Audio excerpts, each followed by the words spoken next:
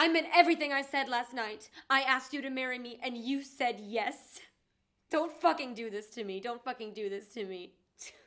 What do you mean, a girl like me? Huh? What do you mean? Because I don't fucking know. I don't fucking know. Tell me what you mean. Okay, I'm sorry that I hurt you. I'm so sorry. But honestly, I don't give a shit. I don't believe a single thing you're saying, and not only because I feel bad about myself and it makes me feel like shit, but because nothing what you're saying is even making sense. And you showed me your true self yesterday.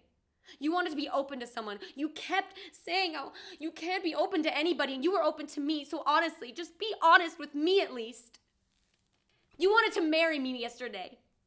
You wanted to marry me. Why don't you want to marry me now? I don't understand this. Okay, yes, maybe I am fucked up. Maybe I am, but you know what? I can control myself.